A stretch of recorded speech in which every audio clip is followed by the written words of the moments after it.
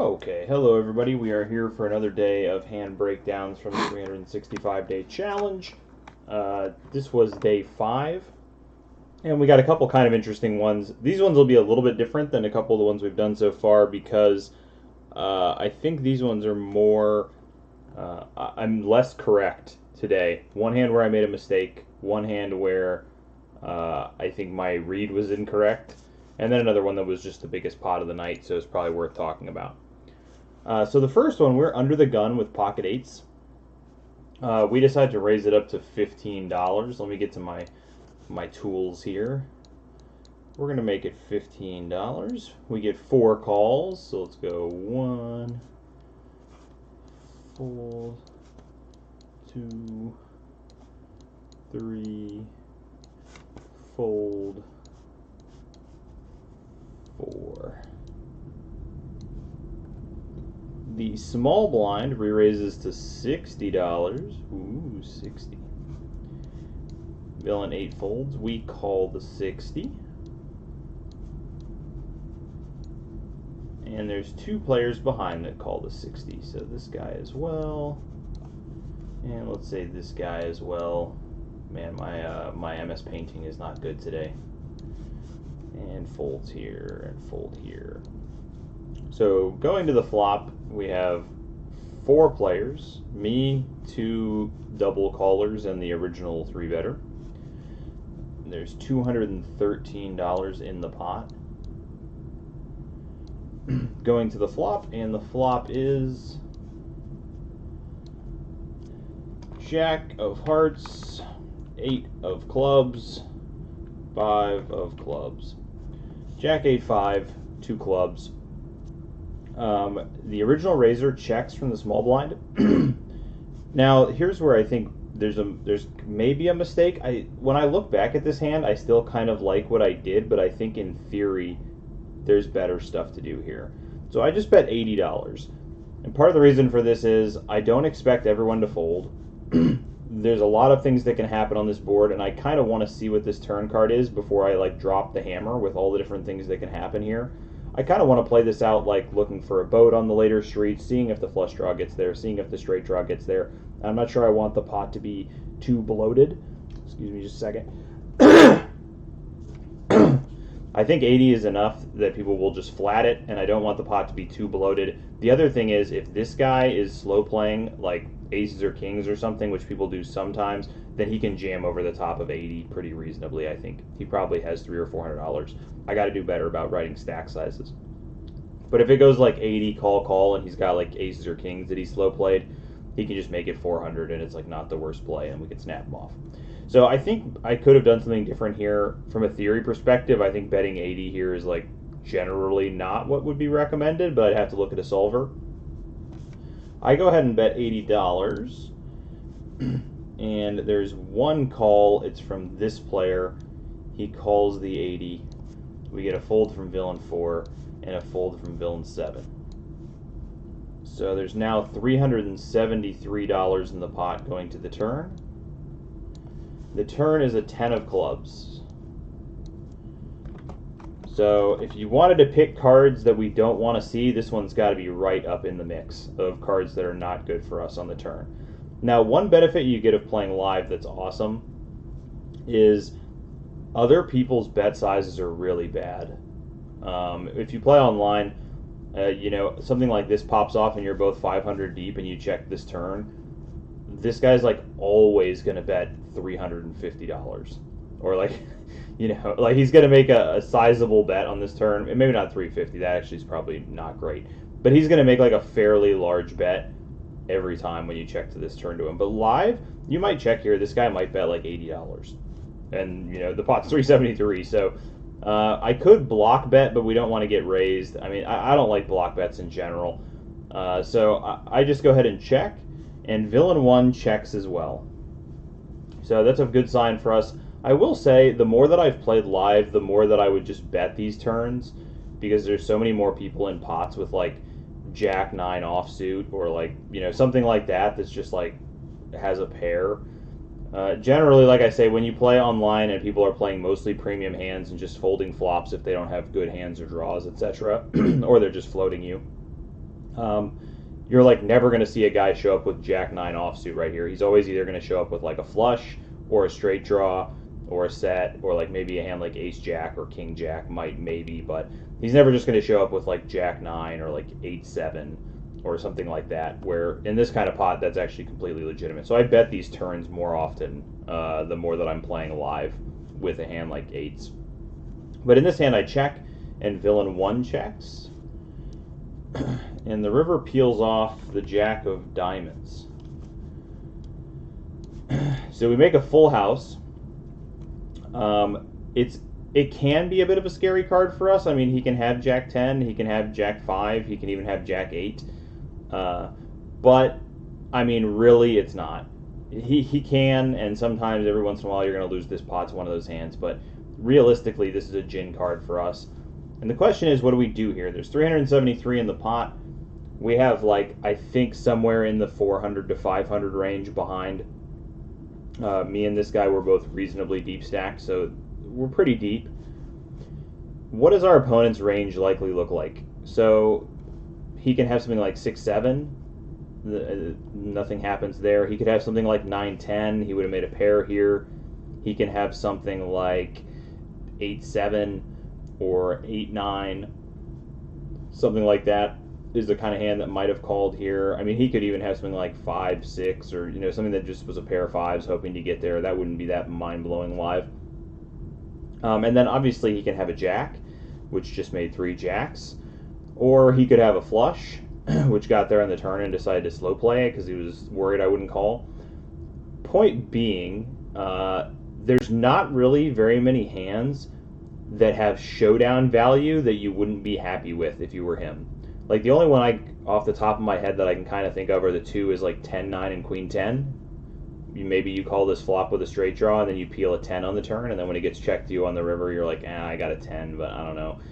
I'll just check it back. But if you have 3 jacks, you're probably pretty excited about this river. You just made 3 jacks. I haven't shown a lot of aggression recently. And not that that really matters to live players. The way I view it more for a hand like this, who's against kind of a casual live player, I view it more like he's going to be excited he got 3 jacks if he has a jack. If he has a flush, then obviously he's going to have to drop the hammer on the river because he checked the turn back. There's a lot of stuff he can have that's either going to want to bet this river, or like for value, or that's going to want to bluff the river. If he has something like 6-7, he might take a shot on the river, but he's not going to call a bet. So this is just like a sweet spot, in my opinion, to just check it over to him. Let him bet a flush if he's got it. Let him bet a jack if he's got it. If he has something like, 6-7 and a miss, let him bet that. Great spot for it. We check it over to him. He checks it back and shows me a jack, which is, I would have bet any amount of money that this guy was going to bet 3 jacks if he had 3 jacks. I guess I've struck fear into people's hearts because he just checks back a jack, and we lose some serious value because even though he checks back a jack, he is not folding a jack. So if we had bet like 300 on this river, he would have called. So we missed some serious value in this hand. That said, I really like my check from like a theory perspective of how to play this hand. But if we had played it differently in this hand, we would have made some more money because I probably could have like overbet jammed for 500, and I don't think this guy would have folded a jack. But somehow he checks it back, and that just shows you how you're going to make money from these people live. If he's the kind of guy that's going to check back 3 jacks here, but will call 500 with 3 jacks.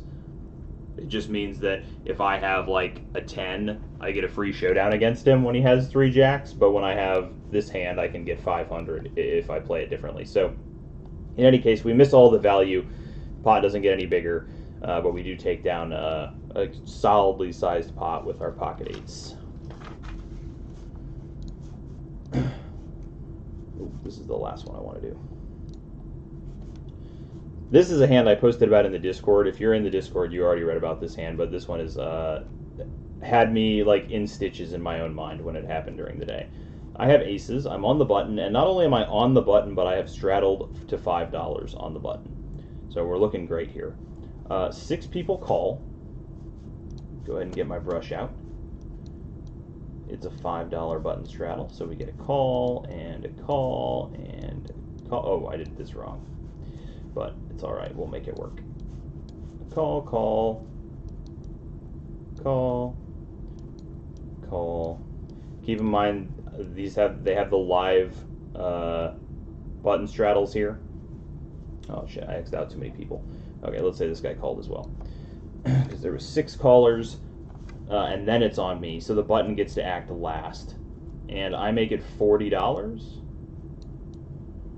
into this many players, and I get 3 calls. So let's say 1 and 2 and 3, and this guy folds, and this guy folds, and this guy folds.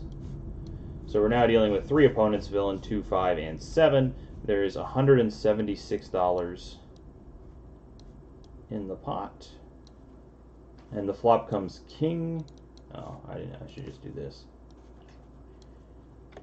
King of clubs, jack of hearts, 4 of diamonds. King, jack, 4, rainbow. So pretty good flop for us. Lots of king X hands they can have. Lots of jack X hands they can have. They can have lots of straight draws and things like that. They check to me, and I think this is a mistake. Once again, and it's a mistake that I made in the last hand as well. Is I don't think I bet big enough here. I think I don't think anyone's ever going to fold a king, and I don't think they're going to fold like queen 10. And if they have something like jack queen, I wouldn't be surprised if they come along. So I think I should be betting much larger than I do bet here. I bet about half pot, $85. I want to get value from a single king if they have something like king 8. One thing is you really like scare people to death if you like pot in real life. If you bet like anywhere near pot, it really scares the crap out of people. So I do tend to bet smaller in real life, trying to get people to come along with these hands like king 8 that they just find their way onto a board with. But I do think 85 is a little small. But in any case, I bet 85. And we get 1 caller. And it is from this person. And it plays into the pot who this person is a little bit, which is that it is a little old lady. She's like, I mean, she's not like 90 years old, but she's like probably 65 or older. And she just calls off the 85 here. And the turn is, for me, honestly, among the worst cards that can come, other than maybe like a king. It's a queen. And it stays rainbow. Okay, so now the older lady checks to me again. And I'm a little bit weirded out in this situation because, generally speaking, older ladies are not playing like king 8. They're usually playing paint cards, pocket pairs, things like that. There's a possibility she has something like king 10 or jack 10 that might want to call a bet. Even something like queen 10. She just made a pair of queens to go with a straight draw. That seems possible. With somebody like this, I would think that ace king might even be in their limp calling range. So maybe even ace king is a possibility. A hand like ace queen might be a possibility. But a lot of the range, it feels like to me, is hands like king queen, jack queen, king jack. Those are the kinds of hands that somebody like this is like always going to limp and always going to see a flop with. And so this queen's a little worrying for me. And she checks it over to me. And I feel like if I make a bet that's like $200 here or something, a villain like this is like not going to call me unless I'm behind. And so I decide to just try to price her in with a worse hand and try to get her to call with a single king or something like that, and I go ahead and bet $90.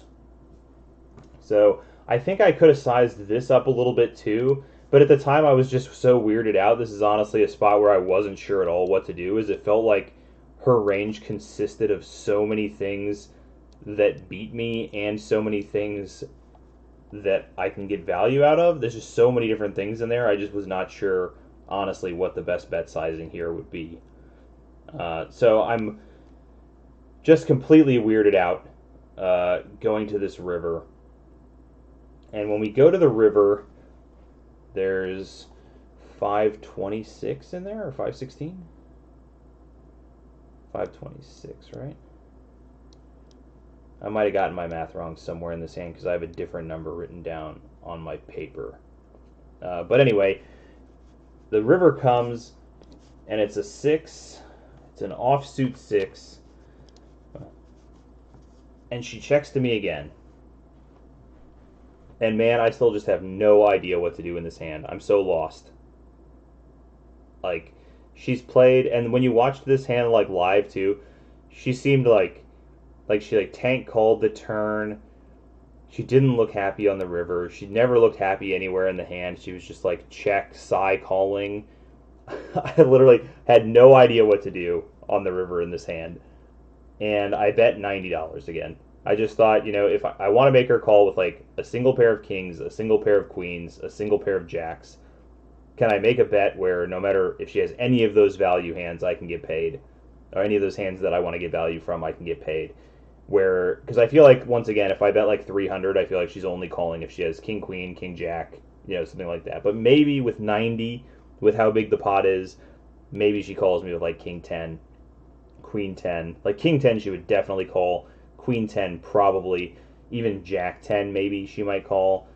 If she had something like ace king, she's definitely calling. Ace queen, probably calling for 90. So I just tried to make a bet that I thought she might be able to call with whatever her hand was, because it was so hard for me to figure out what she might have in this situation. So I bet $90, and she calls, and she shows 4-6 of spades, making her 2-pair on the river, and she scoops the pot. And I was just laughing so hard in my head. I mean, I didn't say anything to her or really at the table. I did say I did not expect to see that hand. But this hand was just such a weird hand for me with this particular villain. And to get shown the 4-6 at the end, she just completely punishes me too, because we bet $90 on the turn into like 346. We're just giving her good prices at every point. So she just completely punishes us with the 4-6 and destroys our souls, and our aces go into the muck. It was a hilarious hand. I really enjoyed it, and it's funny how lost I was at so many different stages of this hand. Where would you have played this hand differently if you're watching and you're a poker player? How do you play this hand differently? Where's the bet sizing change to figure out where you're at? For me, it was just trying to extract maximum value from one pair, given that she seems so meek in all of her bets and actions. But it did not work out for us. A very funny hand. Now we get to the biggest hand of the day. We have ace-queen offsuit in the small blind. There is a $10 straddle on the button. This does tend to happen the later these games go. For some people that are wondering how I've been winning so much money playing 1-2, it's 1-2, and there's very commonly a $5 button straddle. That's super common, so we're kind of playing 2-5. And sometimes when we get late into the night, we get some $5 and $10 button straddles, like almost every hand. So you're looking at almost a 5-10 game, basically. The stack size is probably not what they would be if it was 5-10 live. But still, the game gets pretty big, so you can win or lose a couple $1,000s in a night. There's a $10 straddle on the button. We are in the small blind. 3 players call. So let's just say 10, 10, 10. The cutoff makes it 40. Now this game is kind of relevant. This game was the one I was playing until late last night, and part of the reason I was playing late last night is that the average table I've played at in this room is like, especially when I'm on the main table for the 1-2, the average table has like 3 or 4 professional poker players, and this table only had 1 other professional poker player, and it's villain 7. So it's the person that just made it 40. I don't really love ace-queen offsuit out of position against another professional poker player. I know almost all of the other professional poker players that play in this room would 3-bet with ace-queen here. But I tend to prefer, with hands like 10s and jacks and 9s and ace-queen, I tend to like to just see flops. I think I'm slightly better post-flop than a lot of the other pros, but more importantly, I'm way better post-flop than most of the fish. And I'd rather just see flops with them with as little money in the pot as possible. I mean, I don't want it to just be limped because then you don't have a lot of options to get their stack in. But like, if I could just see every flop with the fish with $15 each in here, that'd be great. Because I just want to play post-flop situations against bad players with some room to maneuver. So I go ahead and call 40. One of the limpers calls 40. Actually, just mega surprising that we even got folds here. But one of the limpers calls, and then the button gets to act last, and they call the 40 as well. The button is a very relevant player in this hand. He is a 40-something, looks like a businessman of some kind. Pulled out a couple bands earlier, so clearly he's got some money. But he is stuck, and he is steaming. He's not happy about how this session has gone so far, and he's letting us know about it. I'm on friendly terms with him, and we've been chatting a fair bit, and he's run bad. He got coolered in a pot earlier, and he got bad beat in a pot earlier, and he's just not happy about life. He's mentioned getting even multiple times, so this is a guy that's like trying to find a way to get his money back. Oop, that's wrong. Very clearly wrong. Okay, we got $172. That can't be right, though. No. See, when I do my math for these videos, I don't always get it right, gang. It's got to be $182. 160, yeah, 180, and then 2 from the big one. Okay, $182 in the pot. The flop comes ace, queen, 4 with 2 diamonds. So we flop top 2 pair. We're pretty darn happy about that. And I will say, I have check re-raised villain 7 like 5 times this session. And 4 out of those 5 times I had it, but I am definitely keeping in mind that villain 7 might be a little tired of me check raising him. And this seems like a sweet spot to check raise him. So we're looking to maybe get some frustration to boil over for the other pro. We check it, and the original raiser bets 75. So once again, you kind of see this pattern. I just thought I'd say, like, you kind of see this pattern with a lot of these live guys, and I think maybe it's something I need to fix. I'd love to talk to somebody else who plays live, like, professionally to ask them about this. Is like, online, you would not bet 75 into 182 on this board, I don't think. Like, basically ever. Yeah, I just don't think you'd ever use that sizing, but that's also the kind of sizing I might have used if I was him. And so it's like, I feel like maybe I need to try to converge my betting bet sizes more towards online again, because I feel like I'm falling into this live trap of maybe betting a little too small in a lot of spots, but maybe not. I mean, you're also getting a lot of limpers with crappy hands that might just fold to 75 if you're just c-betting here, but in any case, he makes it 75. The button calls the 75. I make it 180. Looking to just get jammed on, or if villain 7 flats and the turn is like a brick, then we can just make a pretty large bet, I think, and try to get paid off by something like ace king. If the turn is a really big card, we're pretty deep here. When I moved to the main game last night, I had to add money to make sure I had a stack that was reasonable, so we're pretty deep. I want to say we all have about $1,500 in our stack, between me, villain 7, and villain 8, at least. Villain 8 has actually significantly more than that in his stack, but I think as far as sorry, I got a text while that was happening. As far as this pot goes, I think we all have at least 1,500 behind here, roughly. The button calls. I rake it 180. This person folds. Sorry about that. I got discombobulated when I got a text. This guy folds, villain 7 folds, doesn't even think about, getting antsy with me, which is a little, I thought for sure he might at least think about getting antsy with me with how many times I've check raised him. But then things get pear-shaped. Villain 8 just ships it for $1,450. And this is kind of session on the line, because this hand happened late at night, and when it happened, I was about break even overall on the day. So I've been playing for like 13 hours, and I was break even. And then this guy just ships it in here for $1,450. So, what do we think he has? For me, aces and queens are out of the question. We're talking about a guy who was on the button in a sweet spot to be able to 3-bet. If he had aces or queens, this guy is not slow playing aces or queens pre with a flat. So, especially not the situation that he's in. I don't even think there's an argument that he would flat ace queen, given all those things. But that's at least a possibility. So the hands for me was very simple breakdown. He either has pocket fours, or he has a big draw. King 10 of diamonds, Jack 10 of diamonds, King Jack of diamonds, something like that. Or he has pocket fours. And so the next question I ask myself, like that's the first range evaluation. He just has fours, or he has King Jack, King 10, Jack 10 of diamonds. Off chance he just has something like 6, 7 of diamonds,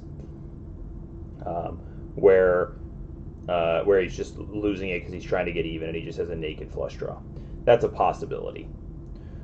So here's what you're supposed to do. I thought I would do this for the first time in our content series, and it might seem boring to some people, but just for the first time, I thought I would show you how to look at this kind of situation.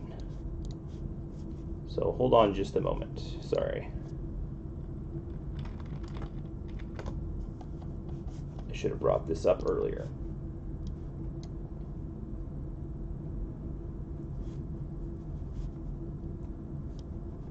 Ooh, okay.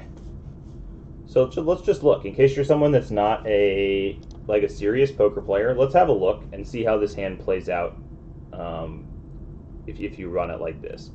So I'm not sure if I'm using the right ace and queen for myself, but it shouldn't be too relevant to the hand, I don't believe. And the board does not have the ace of diamonds on it. It has the queen and the 4 of diamonds and the ace of hearts, let's say. Okay, so here's the board. Let's try some different hands that he might have here. What if he has pocket fours? He's 83%, looking very, very good against us. Other hands that he can have, King 10 of diamonds, about 40-ish%. Not going to see much of a change if we switch this over, but let's just do it for the sake of it. About 40.5% if he has the Jack 10 of diamonds. And then what if he has the King Jack of diamonds? About 39%. So we're looking pretty good against all these draws. What if he just has the naked 7, 6 of diamonds? Now he's only 30%, so we're looking very good against all the draws. It's an automatic call if he's got the draws, but we're looking pretty bad against the fours. So the big question to ourselves, does he just rip pocket fours on this flop? And that's the question. I thought about this for just a minute before I made my decision. In the end, it really felt to me like when he just rips it for 1,250 more that he was much more likely to have a draw than he was to have pocket fours. It feels like he wants to take down the pot right now. I think if you're stuck a bunch of money and you pick up a set right here, I think you want to try to make sure you get value out of it. Like I might be wrong. I have seen guys before that would get stuck and they just try to put it all in right here because they're like, if the guy calls, I can just be back to even. So maybe it's a bit of a bonehead read. Let's try one other tool. This is one that people probably don't know exists, but we can have some fun with this real quick, because this is actually the best tool to use in this situation. We have ace of hearts, queen of spades. The board is ace, I have this written down wrong, but ace of diamonds, nope, ace of spades, queen of diamonds, 4 of diamonds. I only write the relevant suits in my notes, so if it's an irrelevant suit, I just have to make up what suit it is off the top of my head. Okay, so let's say we have this hand and this is the board. Let's give our opponent